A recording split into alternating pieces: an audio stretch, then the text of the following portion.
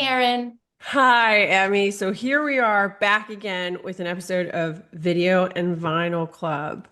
Welcome to the Video and Vinyl Club. I am Emmy Wildwood. I am a producer, an art director, a musician, and a fan of all of the arts. And this is my incredibly talented, warm, loving, strong co-host, Erin Mars. Thank you so much, Emmy. And all those things are true about you as well. You beautiful being of light. So, my name is Erin Mars. I am a writer, director, producer, and musician. And we're here today to talk about a lot of really awesome things. But let's just start really quickly because this is kind of recent and we've taken a little bit of a pause on episodes, but we want to just mention and kind of talk about the wonderful man, Ozzy Osbourne. R.I.P. R.P. Ozzy. Ozzy.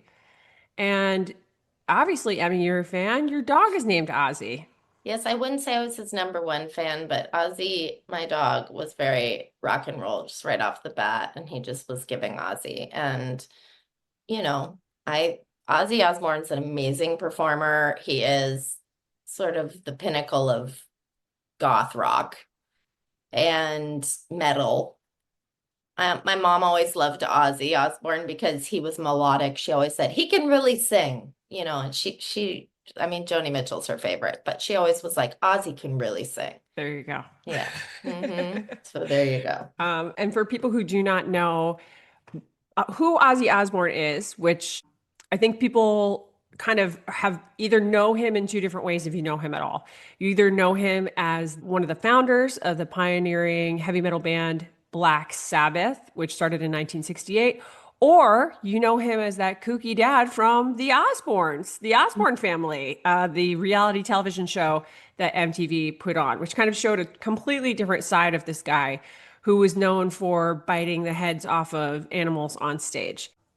There's so much that he's contributed, and Black Sabbath contributed to music, and especially the rock and roll and metal scene. I think that 1968, just from like a historical standpoint, to just kind of put things in perspective, because you and I were not born yet, and I feel like many of our listeners were not as well. What was happening, at least in the United States, and things that were happening globally. The Vietnam War was, in process.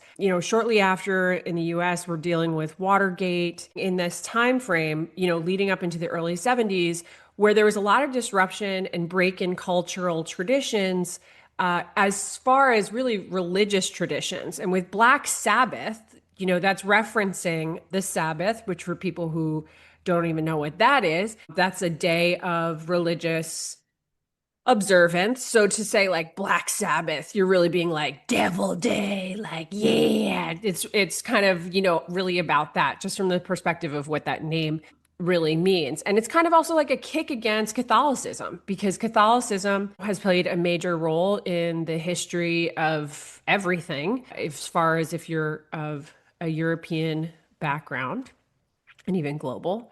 Anyway, shout out to the wonderful Ozzy Osbourne. His music, his life, his impact. I have the cover of Rolling Stone magazine here with him.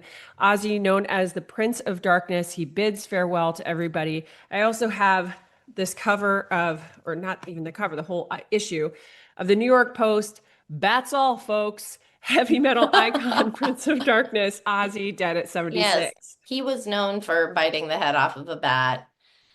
Ozzy Osbourne, not to take away from his talent or the amazing things he did, but he has a very, infamous addiction to drugs and alcohol. It caused him to do bananas things. He was always hallucinating, and or if you watch any of his interviews or his sort of behind the scenes moments, he talks about how most of that stuff was like, driven by the adrenaline of wanting to do something to entertain his audience, mixed with like a lot of bad ideas that came from drugs Yeah. and alcohol, which I think is rings true. You know what I mean? It looks a whole lot like that. Not somebody who's totally in his right mind. But that being said, people went to go see what he was going to do next. And I think the Osbournes was another sort of,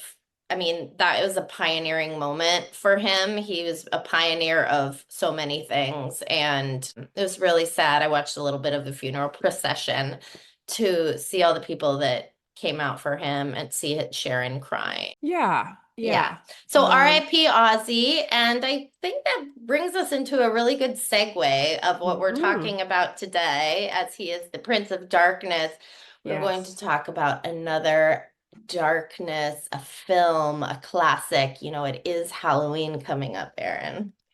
It is Halloween coming up, and we have a really special episode today. We're going to be talking about the film The Exorcist and the musical adaptation based off of that called Exorcistic. So, right here, joining us is Emma Hi. Hunton. Perfect timing, Emma. We were Hello. Hi, thanks so much for jumping on. We were just about to begin talking about your project. So, Emma, we're so excited to have you here. We know you're very, very busy, and we're really excited to talk about the Exorcist film with you, and also, more importantly, your musical, which you are starring in so beautifully, Oh, thank you. Exorcistic. Thank you. It's good to be here. For those of you who don't know Emma Hunton, her credits include the Broadway production of Spring Awakening, as well as the off-Broadway production of Rent. She appeared as Elphaba in the first national tour of Wicked, and Natalie in the first national tour of Next to Normal. Aren't you the youngest Elphaba of all time, too, in Wicked? I am the youngest in an American production. The San Paulo has me beat by I think she was 19 when she did it. Awesome, Yeah. awesome, awesome. And you were seen in Disney's Freaky Friday the musical. You can be seen portraying the role of Davia in Freeform series Good Trouble. Yep. Awesome. Well, welcome, Emma. It is such an Thank honor to have you you. on the pod. It's an honor to be here. I'm wearing my Guns and Hoses shirt right now, just Yeah! by happenstance. That was not even Perfect. planned. So if you weren't at the last Guns N' Hoses show, you wouldn't know, but Emma came up and did a duet with Erin on Knocking on Heaven's Door, and it was fierce. Yes, highlight of my career. So fun. So fun. So Emma, I know Emmy just went into kind of like a bio about you, but can you kind of share a little bit more with us about like your background as a performer and how you first got involved in like the whole musical theater world? I had always wanted to be an actor, which I was like one of those obnoxious kids that was like, I want to be an actor at like 4. And my mom was like, that's weird. No, the industry is awful. My mom was in the industry as a kid and it was not her choice. So it was very much not what she wanted for me. And so she put me in community theater because I didn't have any friends, and I kept bugging her to do this acting thing. So she was like, "All right, let's see how much you like being in the back." And the director of that was a casting director in Los Angeles, and he was like, "I think your daughter could actually do this for real." And Oh, I set her cool. up with an agent, and my mom was like, "God damn it, I guess." I have to say, I was similar when I was a kid. I was like, put me on the screen, mommy. And my parents were like, what are you talking about? Like that was Like, all I wanted, and huh? and she just thought I was a little weirdo, that she was like, you're not gonna like it. It's really hard work. You're not gonna have a childhood. You're not gonna get to go to prom. And I was like, I don't care. I want to be a star. Yeah. To her credit, she never lied. At what age were you really professionally performing? And did you go to prom or was that something that like just I've wasn't even never no. gone to prom. So you weren't doing like regular school. You were doing No, okay. I had my schooling was like kind of all over the place. So I started working professionally when I was 7. I Okay. went on my first tour when I was 9. Wow. So that's sort of when the schooling started to get weird because I had a tutor on the road for a year and a half. And Wow. then when I came back to middle school, I was so like I was a nerd. I was a musical theater nerd who like kind of still believed in Santa. So my mom was like, "Well, you're definitely not going to public school. You're going to get eaten alive." So, Sweet though. yeah, Oh, so believe it, Santa. I know, I So love that sweet. story, it but was also so, like how so disorienting to be in like kind of an adult world even. totally, and Yeah. still so young. I mean, when I was on tour, there was a height limit. You couldn't be taller than 60 inches. That was when they started packing you up to go on tour. So you were 60 inches thinking you were a giant, and then you went to third grade with the rest of your class and you were the runt of the litter. Like, and we weren't Wow. allowed to get sun, so I was so pale that most of the kids in my class assumed that I was gone for like cancer treatment. Oh my I'm not gosh, that even is like, a lot wild. of them were really nice to me when I got back because they thought I was sick, and then when they found out that I was like a performer, they were like, "Oh, fuck this kid." Wait, why weren't you allowed to get sun?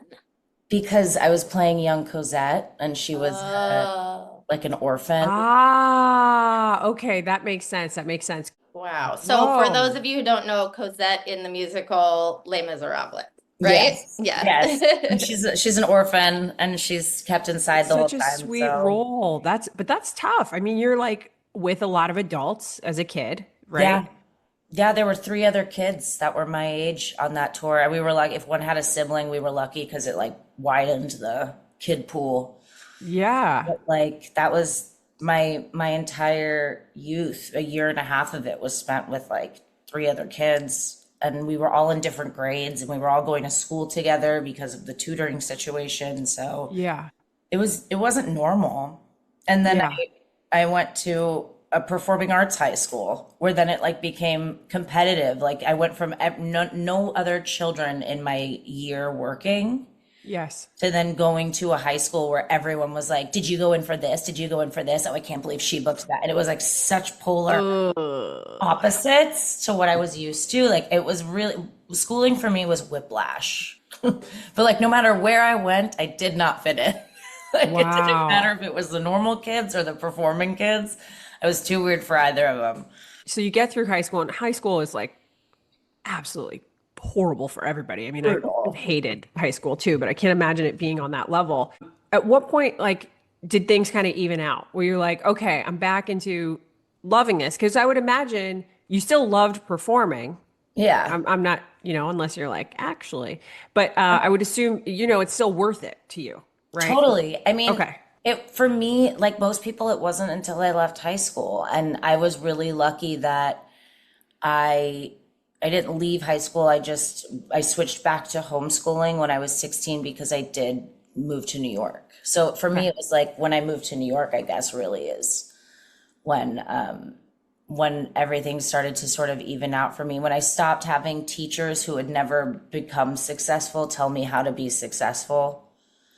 Right. Like, and I kind of got out of that where I got out of like the world of like kids who were miserable in acting because their parents were making them do it. And that was sort of my competitive work. Like, there were kids that I went to like auditions with every week that now like work with animals and love that because they don't have their parents breathing down their neck.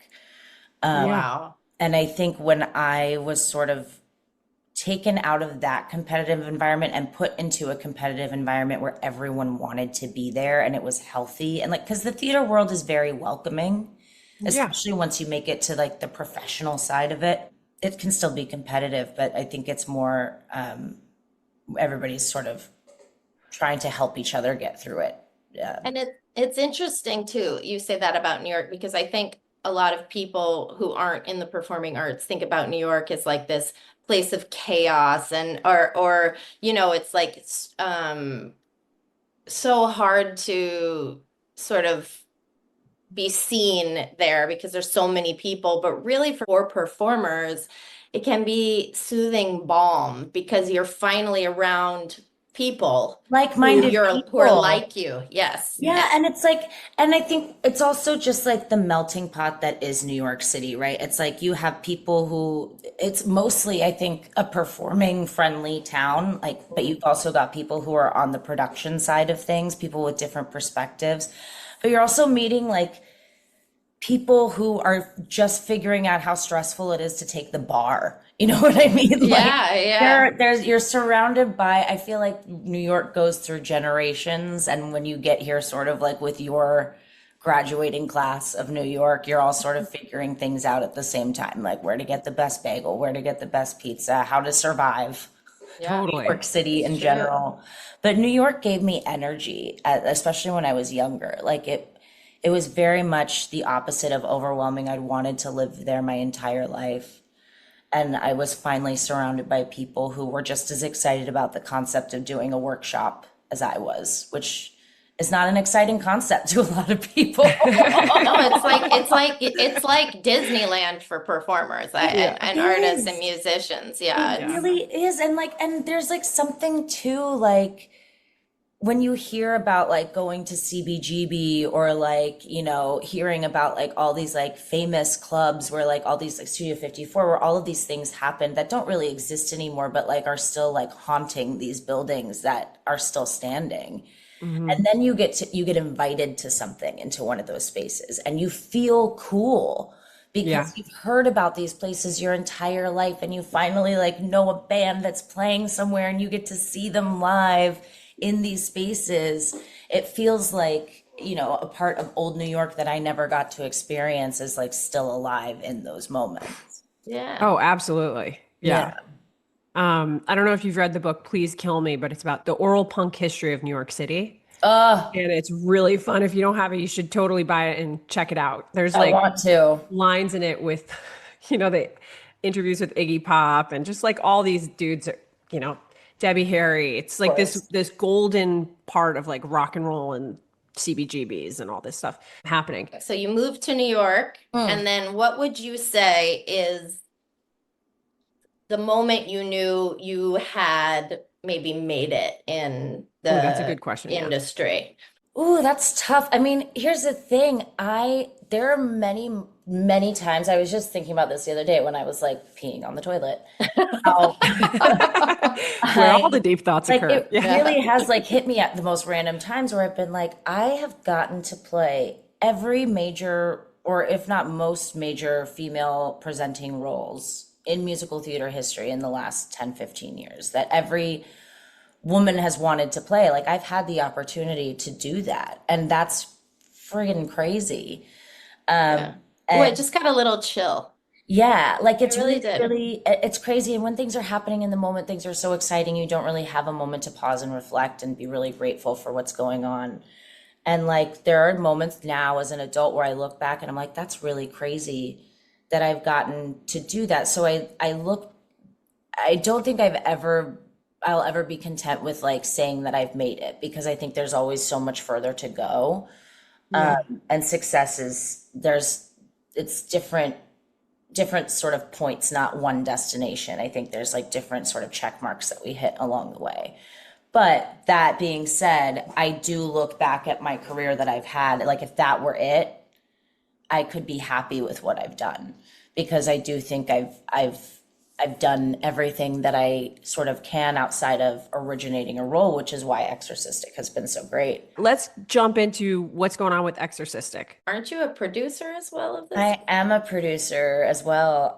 Yeah, so I had kind of taken a step back from musical theater, mostly because I'd been on Good Trouble out in California for like 5 years, and that really we shot like 10 out of 12 months of the season. So that really took up all of my time and energy. And the 50th anniversary of The Exorcist was coming around, and Michael Shaw Fisher, who wrote the book and the music and the lyrics, wanted to do an album just for the 50th anniversary. And he had previously done this show at the Fringe Festival in 2013. So, like, this was nothing new. It was sort of written and ready to go. And I was like, yeah, sure. But like, how long is it going to take? He's like, maybe 3 days. And like the first day, I was like, this is actually really good. You don't, I've been doing this for a long time. You do a lot of readings and a lot of workshops, and a lot of them are forgettable. It is very rare that something is good. And it's even more rare that when something is good, people listen and take it to the next level. And so after the first day, I was like sitting at home in bed. I could not stop singing these songs. And I was like, all right, well, Wow. maybe it's just because you've been recording it all day. Like, I was trying to be so devil's advocate about falling in love with this show, which is, Badoomch, badoomch. Devil's yeah, advocate. Okay, exactly. yeah, right. So the next day we were in the studio again, and I just like looked up at Michael and I was like, why aren't we doing this? Like, we have all of these people here who fit these roles perfectly. Why aren't we doing this as a show? Like, we have a space that lets us sort of do the three clubs out in Los Angeles is wonderful, and they sort of let us do anything that we're playing around with or experimenting with out there. They let us use their space a lot. And he had talked to his wife Allie, who's one of our directors and another producer with me, and she was like, I mean, yeah, if you'd be down, I know you're busy with your show. It's a big show to do when you don't have a lot of time off. And I was like, yeah, let's do it. It'll be fun. It was only supposed to be 2 weeks, and we ended up selling out for 6 months Wow. in Los Wow. Angeles. Yeah. Oh my God. So then it became like a, well, are we happy with this just being all that we do with it, or do we capitalize off of this sort of energy and take it to the next level, whatever that is? We went to San Francisco for a couple of shows and sold out while we did the Sketch Fest out there. And then we went to the Box in New York for 2 weeks, I want to say, which wasn't really an off-Broadway house, but we had had a relationship previously with the space, so they were willing to let us use that venue before their late night shows. The problem is that the Box is not an off-Broadway house, so their tickets are not going to be on like ticketing websites. So Right, right. that Box seems like a really cool venue for that, it though. was Box, a yeah, Yeah. really great venue for it. It was yeah. really, really great. And we made a lot of great contacts there. And what was cool about that was that it felt like, because we couldn't advertise as loudly as we would have liked, there it became this sort of like underground word of mouth secret thing that people came to, so that by the time we came back to New York with the off-Broadway run, it was a lot of, oh, I really wanted to see that, and I didn't get it in time, or I didn't know the guy to get tickets from, or I've heard about this and I've wanted to see this. So the excitement coming back for the off-Broadway run has been sort of perfect in a way that was only planned accidentally. Like, there was no way we could have predicted that people would have been excited about a show that they didn't Yeah. get the opportunity to see. Yeah. So Because they say scarcity creates urgency. it's Mhm. true. It's Yeah, yeah. true. And it Hmm. and it really did work in our favor. So now that we've been back out here, it's been really exciting to like connect with people who have only had this album to listen to for the last year. They're familiar with the songs, they know the plot line, but they're finally seeing it for the first time, which is really cool. Speaking about like the plot line and such, did you have a connection at all to the Exorcist book? Had you read the book? Had you seen the movie before you got, pulled I in to the musical? Were you familiar? I mean, again, I was homeschooled, so I was scared of things. Yeah.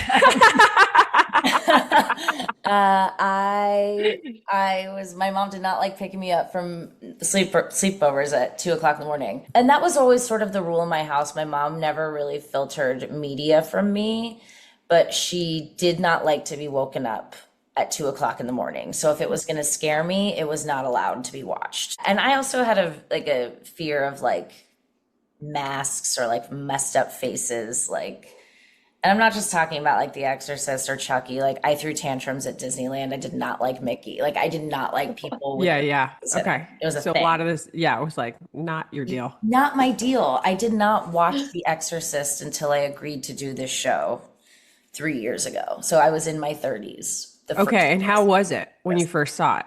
It was still terrifying. It was still scary. I mean, like, look, it's 70s, so some of the things are a little bit more camp just because of what they had to film with at the time. But like, I was Yeah. still scared. Fascinating that you talk about like the camp of it, right? Because Yeah. for the time, it was actually pretty. Lots of people were scared. Terrifying. Everybody was scared. People were Yeah. going.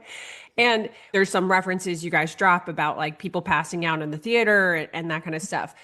But was there like any kind of education other than like seeing the film? Did you then do like a deep dive to like really, or did you guys have conversations more about the film? Or is it like kind of, okay, this is what it's based off of. You've seen the film. That's good enough. Let's just roll. Because this is a totally different thing. Exorcistic is not a play by play of The Exorcist. Correct. Right. It's like inspired by it, which I Yes. think makes it so fun and gives you guys a lot more room to play around and really Mhm. take it in your own way, which you totally do. And it's such a fun show. Yeah. And you do a wonderful job. Yeah, I mean, it's always been sort of a discussion in the rehearsal room because, like, how can you not talk about it? And I think we definitely do. You also have like your modern day equivalents, right? Of like there every time there's a new scary movie out, you hear like, I was sick and I was throwing up in the aisles. You know, it seems to be like, and I think Exorcist was probably the first movie that ever used the negativity as a positive sort of ad campaign. Yes. Yeah.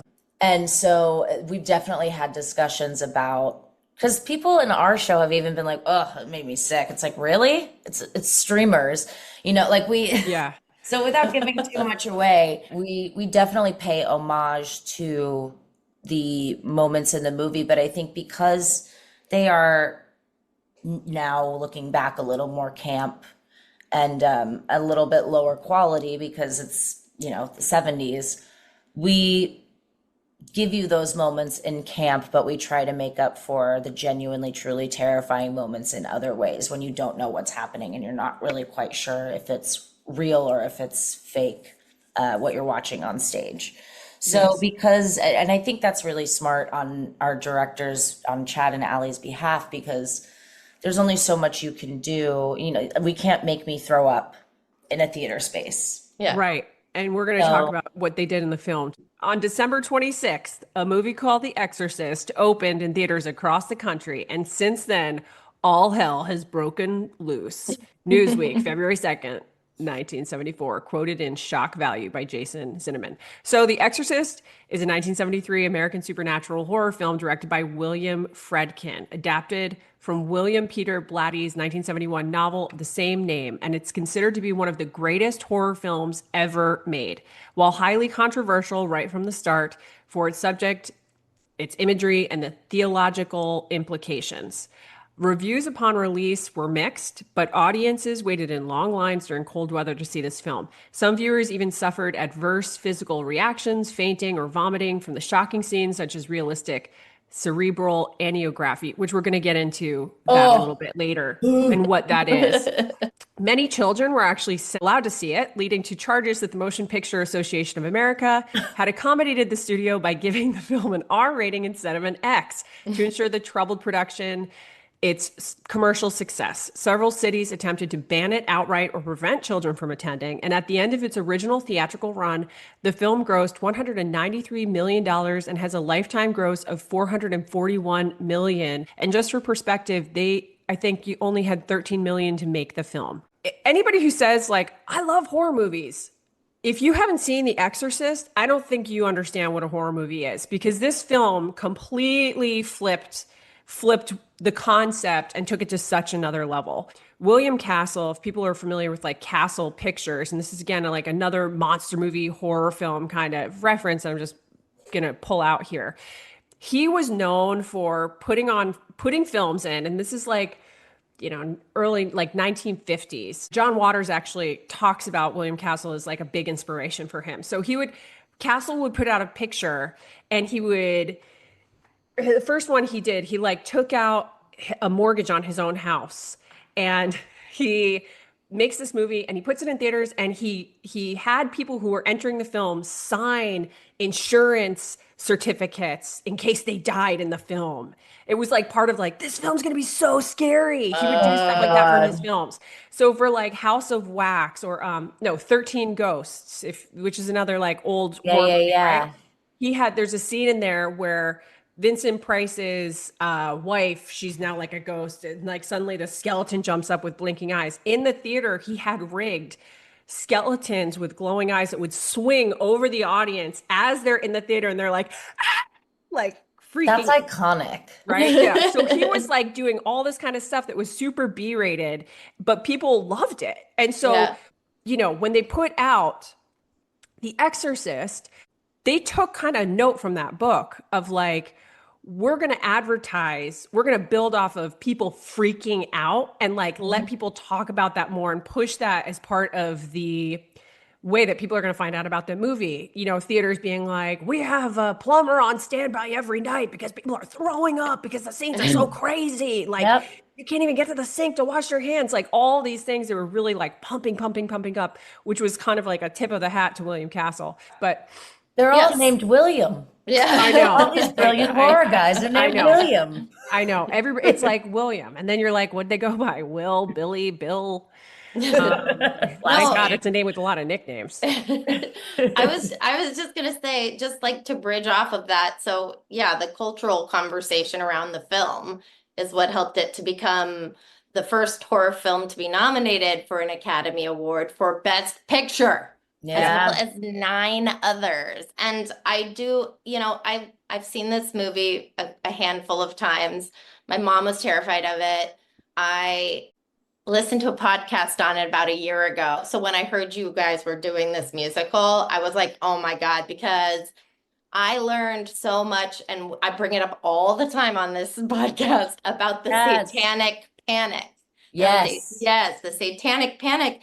And so the cultural conversation around this became like, oh, people didn't want their kids to go see it, or they didn't want people to go see it. They were worried they were going to become possessed themselves, or like there was some sort of like, you know, My grandma would say it opens doors. yes, exactly. Exactly. They didn't want it to open doors. But then they got the Catholic Church to come out and be supportive of people going to see the movie because they thought it was a good sort of like fable, like scare Mhm. these kids into, Yeah, get them to joining come back. church. Yeah, get them to come back to church. Yep. And so, I mean, that may be one of definitely the first time in history where the church helped sell movie tickets, probably. Probably But not yeah, the on a last. horror film. Yeah, exactly. Yeah. Oh my God, that's crazy. Blatty won Best Adapted Screenplay as well. And it had several sequels. It was the highest grossing R-rated horror film, unadjusted for inflation until 2017. Damn. Yeah. And The Exorcist significantly influenced pop culture, and been included in lists of the greatest films ever made. In 2010, the Library of Congress selected the film for preservation in the United States National Film Registry for being culturally, historically, or aesthetically significant. That's right. Very What I cool. love about that is if aliens ever come to Earth and they're like, oh, these are things that are culturally significant. They're like, what? This is part of their culture? Like it's Oh like, my God. like It's it's gonna be like it's that real. Like and why? like Love Okay. Island. Yeah. Yeah, I love Yeah, Island. that and Love Island. Yeah, exactly. God. Do you Um, remember briefly that there was a show that was literally called Fuckboy Island? Oh my God, there was. there was Yeah. that show. There Yeah. was. They I take do it to remember. I feel like all Totally. of my Yeah. exes Who's were the on F? it. the Because this film has been so well known, we're not going to go into the full synopsis. We're going to go really just like the first, second act, and we're going to pop into some other interesting things. So the film opens with an archaeological dig. We're in Iraq. They actually filmed that in Iraq. At the time, the US and Iraq did not have diplomatic relations. And Warner Brothers, who produced the film, had feared that Fredkin, director, and his crew, that they going there actually might not be able to come back. And he negotiated filming arrangements directly with the local officials of the ruling Ba'ath Party, who required that he hire local workers as the crew and teach filmmaking to people who were interested in the area. The archaeological dig site shown is Hatra, southwest of Mosul. This priest, he's digging through the dirt and he finds this stone talisman of like this winged devil guy. And he just like looks at it so concerned, like, and then later he visits this ancient statue with the same being, which I think is they're trying to, foreshadow this future face off that this priest is going to have against the devil. I did not pick up any of that when I was young and watched this film. I don't know if I would have picked that up now. I think I would have, again, I just feel like that's kind of exposition. It's like, okay, a priest who's into history and likes devil stuff. Like, I don't even know. Right. And then we move into Georgetown, where most of this film, everything in the film basically takes place there, right? And we meet actress Chris McNeil, and she's working on a film that's directed by Burke Dennings. And she's living in this rented house with her 12-year-old daughter, Reagan, and who in your musical is Megan. Yes. Megan. Slight change of the names. Oh my God, Like that's instead great. of Burke Dennings, it's Dirk Benning. Yeah, a little flipperoo. I love that. Legally. That's great. And so we're kind of introduced to that family, and then meanwhile, Father Damien Karras, who's the other priest that we meet, he's a Jesuit priest and he's a psychiatrist and he's assigned to counsel priests at Georgetown University, and he's in the midst of struggling over grief over his mother's illness, and he's having this crisis of faith because he's not there when she ultimately passes away in New York. We then move to Chris is hosting a party. Reagan comes into the party. She's clearly not feeling good. She's pees in the middle of the floor. Everyone's like, this is so Such awkward. a boss move, too. Yeah, it's pretty. That's pretty. I'm like, not feeling ugh. good, and you have all these strangers over. I'm just gonna piss all over the floor. Yeah. It's like, hey, mom, I'm sick. Maybe you should have canceled your party. From there, it's like beds shake. Reagan's getting more and more sick. She's having strange behaviors that are unexplained come up, speaking in strange voices, other disturbing stuff. And her mom is just getting more and more desperate for explanations. And we begin into this medical examinations scenes. Now, these, I think, were received as pretty tough for a lot of people to watch because of they're very real. It's There's very kind of like graphic. very graphic, and there's like this whole silence, you're hearing the machines, and so the angiography. Oh, it's so Theme. it's hard for me to watch now as a So for people who don't know what angiography is, it's a medical imaging technique used to visualize the inside of blood vessels and organs of the body with a particular interest in the arteries, veins, and the heart chambers. Modern angiography is performed by injecting a radio opaque contrast agent into the blood vessel and imaging using X-ray based techniques. In the angiography scene, in which a needle spurts blood from Reagan's neck, it caused audiences the most discomfort, according to Blady, who himself, and Blady's the guy who wrote the book and then produced the film, he never watched that scene. What? So that's how graphic, like, that scene really comes off. Fredkin, the director, has found its depiction of medical science impinging upon the innocence of this little girl. That's what disturbs audiences the most, more than any other of the film's possession scenes, because it's like science, the coldness of science, and like she's this little kid, and now she's got this neck, thing in her neck, blood everywhere. I mean, it's really, really disturbing. And it's obviously was criticized as being unappetizing.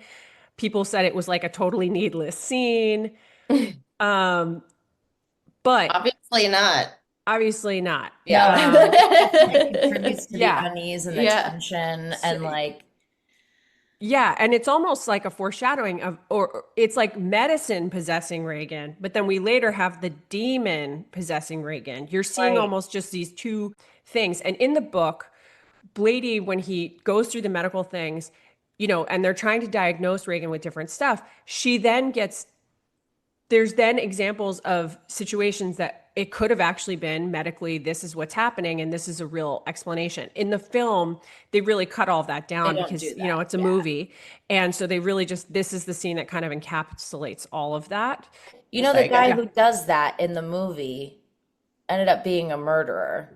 No, really? Yeah. The guy who does that procedure on camera in the movie, murdered a bunch of men. Oh, dude. And I think he had already murdered them when he had filmed that part. That makes it like extra sick. Or it happened just after or something. Yeah, he was targeting gay men. Oh, And he was a serial killer. yeah. And the that's- 70s were huge for serial killers. And That I was want like- to say Friedkin interviewed him after. He went to prison to be what the fuck? Yeah. I mean, that's wild. So she has this done to her, right? And then but nothing is helping. We're not getting any answers. Her personality, Reagan's personality, becomes violent. The medical tests are coming up, nothing. So during a house call, Reagan exhibits abnormal strength and adult behavior and starts speaking in otherworldly voices. One night, Chris finds the house empty when she comes home, except for a sleeping Reagan. Dennings had been left with her. Now, that was the director of her film, right? So he had been left to babysit, which is also super suspect. Like, why is a single mom letting like an older adult just alone with her child? But let's move on. You know, she couldn't find another babysitter. So he's been left alone. Yeah, okay. He's been left It was the alone with 70s. her. And he's found dead at the bottom of a set of public stairs that begin beneath Reagan's room. So Detective William Kinderman, he questions the priest Carras, confiding that Denning's head was turned backwards on his body. So Kinderman tells Chris that the only plausible explanation for Denning's death is that he was pushed from Reagan's window.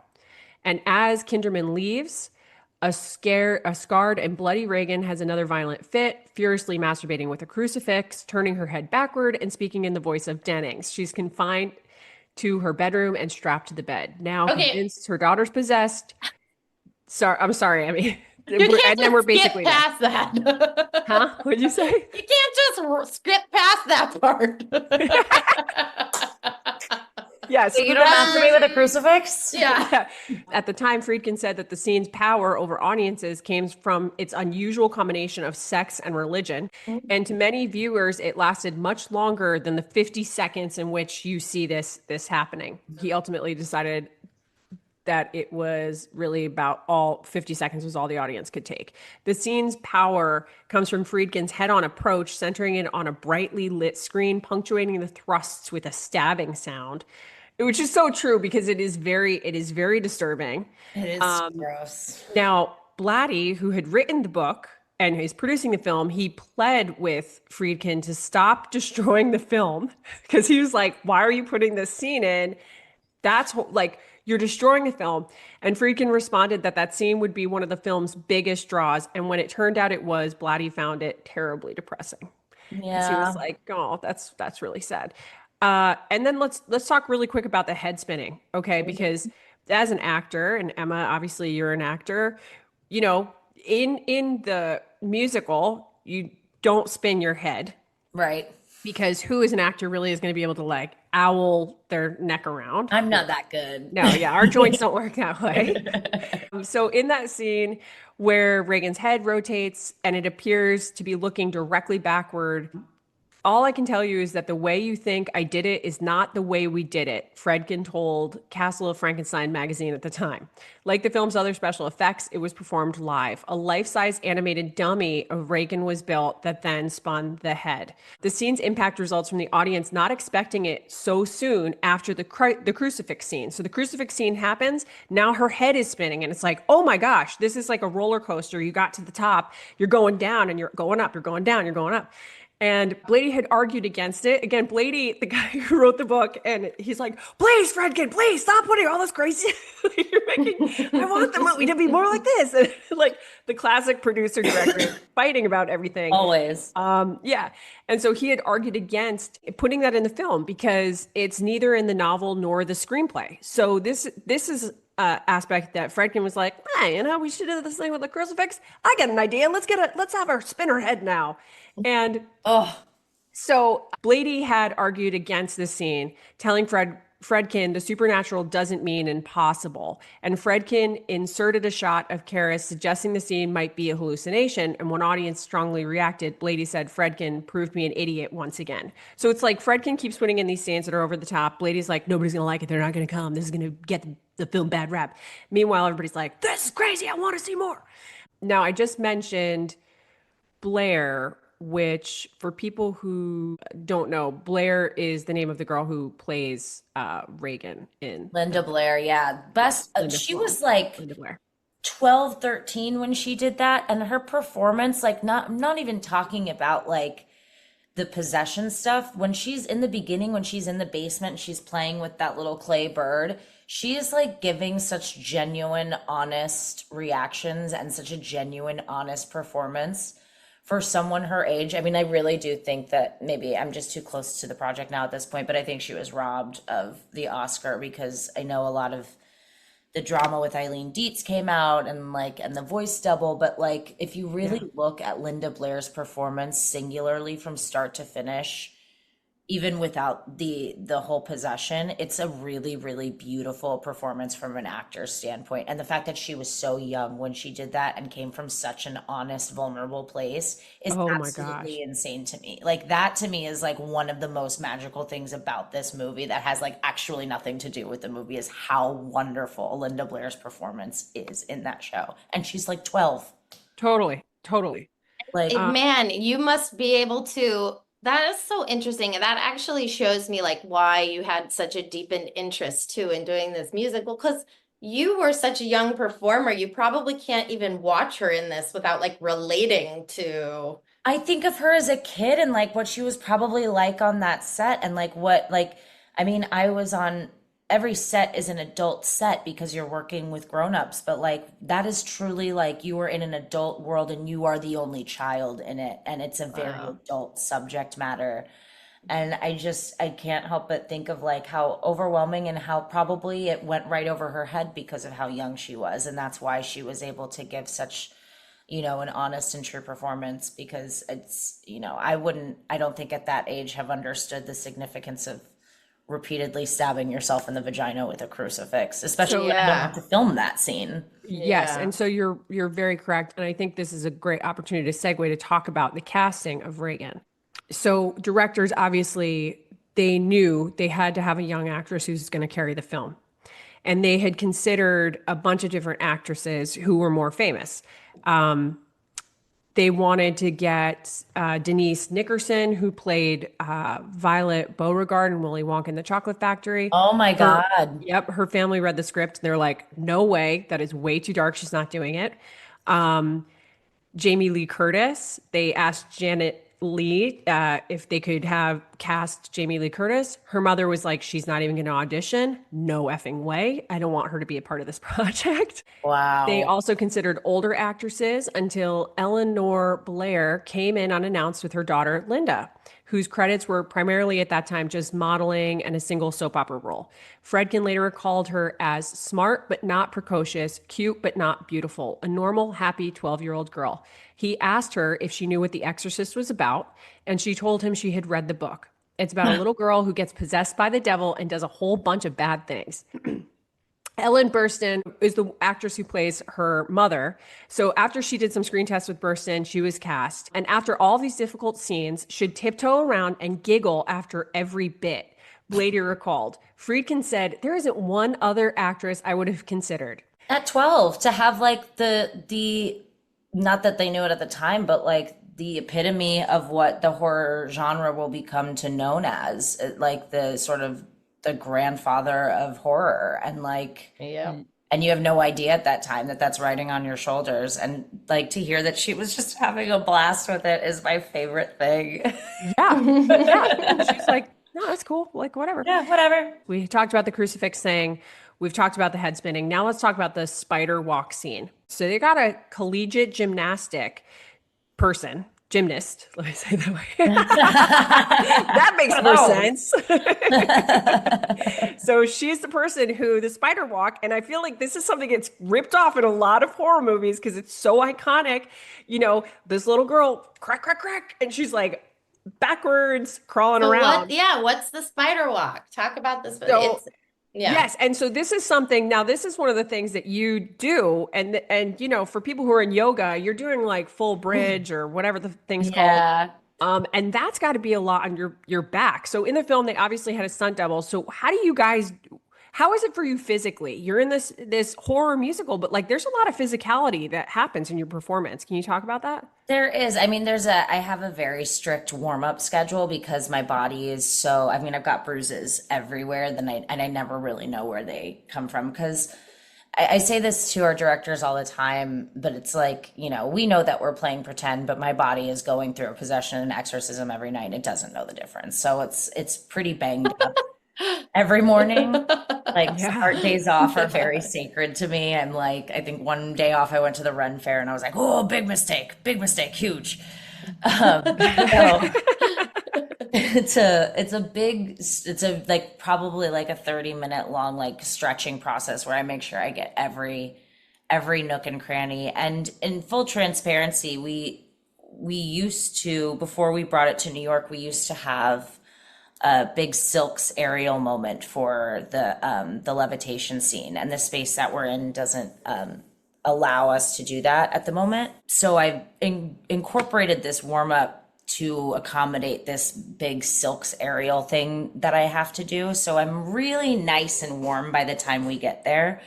So now it's been, and it's in this number called 88 Doctors, which is where we do the spinal tap, all that fun medical stuff. And so now that it's become a bit easier for me, my body's sort of used to bending over and like flopping over halfway. It's been a fun game for me to be like, how can I make this look less gymnast and more like angled, and like how can I like bend one elbow here, and how can I get like the opposite hip up, and how can I like turn my head around, and like, and it's not just like moving it side to side, because it's got to be like a little robotic almost, because it's, and then it's like sexual, so it's like weird. It's how can I do these disjointed moments in a way that feels safe for me, but that the audience is going like, oh my God, what the hell, because we don't have stairs for me to go down, so it's got to look a little bit like, those like classic horror images where like Yes. something's looking at you and then it's like da-da-da-da-da, Oh yeah, super and it creepy. runs at If you you with the camera. if you're watching on YouTube, you can see me and Erin kind of just disjointing our bodies while Emma's describing. Me and Erin are sort of twerking and yeah, as Emma's describing this. So it's fun. I mean, it is one of those moments that I look forward to, because it comes out of nowhere and the audience is hoping that they see it, but they don't know if they're going to. So when they do, it's like, oh, there it is. Yeah, Yeah. So Yeah. it's totally. something I look forward to every day, but it is, I mean, I would be lying if I didn't say that there is a part of me that's like, if your body isn't warm, like it's getting warm for that moment. So it's like, if you can't get it there, it's like, damn, you gotta stretch, you gotta get it, because it's an iconic moment that people are looking forward to. Yeah. So it's definitely probably the physically most stressful part of the show, but it's getting to a place now where it's fun, and I'm enjoying messing with people more with it. That moment is also parodied a lot. I mean, I know a lot So of much. Exorcist moments are parodied, but that spider walk, it shows up, I think, in like The Simpsons Yeah, and it's like all kinds. everything. Yeah. Everything. Yeah. And so it's like, how do you do it on your own while also still paying homage to all of those, what has become an iconic visual in horror movies? And the Okay. music. Yes. The music of all horror movies makes things creepy. Mm. Tubular bells. Tubular bells. Yes. Mike Oldfield's Tubular Bells became very popular after its use in this film. Friedkin recalled in 2015 that he had wanted something like Brahms' Lullaby with a kind of childhood feel. He had gone to see the studio head, John Calley, who directed him to the company's nearby music library. There he found Oldfield's record and persuaded the company to buy the rights. I guess the question is do you use and how do you use tubular bells in the musical? Or is there some sort of, There are actually, Yeah. so there's two times that we use the tubular bells. One is more direct. We use it when our Father Baron, who is Father Marin in the movie, shows up for the exorcism. We have this great LED screen where we project the poster, and he sort of steps up dressed as the priest, and the poster becomes 3D, and tubular bells are playing while that happens, which is really cool. Awesome. Yeah, that's very fun. But my favorite, which people wouldn't, and our music director didn't even recognize this until we were in tech for the show. You really have to be a music nerd to hear it. But the very first song that we do, Christians in Iraq, is the tubular bells slowed down on a bass. So the melody is do do do do do do do do do do, which is do do do do do do do do do do do do do. Yeah. So that is my favorite little wink and nod, like for music nerds who are like, you really have to like, wait a second. And I heard our music director like putting two and two together one day at rehearsal. He was like, That's really smart. That's great. So we have two moments in the show that are, one is a direct homage to it, and the other is just sort of a wink and a nod for music nerds. And we even say it to Michael's credit, we say it in the script. The stage manager who was reading the stage directions aloud at that moment in the show is saying something like the infamous theme, but not quite, trickles in, and it's that silly little bass line, and if you know music, you can hear it. You can't unhear it once you know it's there. Yeah. I think we've done a great job of talking about The Exorcist and Exorcistic. Where can people see it? When's it running? How do you get tickets? Throw it all out there. Who should go see this? Is this for fans? Is this for people who've never seen The Exorcist? Is this for everybody? I mean, Exorcistic is one of those movies where, because we are doing a parody within a parody, you don't have to have knowledge of The Exorcist beforehand to see it. I think you'll get a little bit more of how quick the inside jokes are, but it's not something you'll miss out on the humor over if you haven't seen it. But that being said, don't think that you got the plot of The Exorcist. If you've seen Exorcist, you probably just still go watch Exorcist. Okay, yeah. But you can get tickets to see our show at asylumnyc.com or Exorcistic Musical.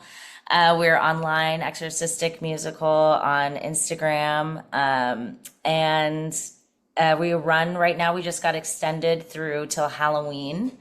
Fun. So, yeah, so it's a fun little spooky Halloween treat to do with That's your friends in the perfect. city. Perfect. Yeah.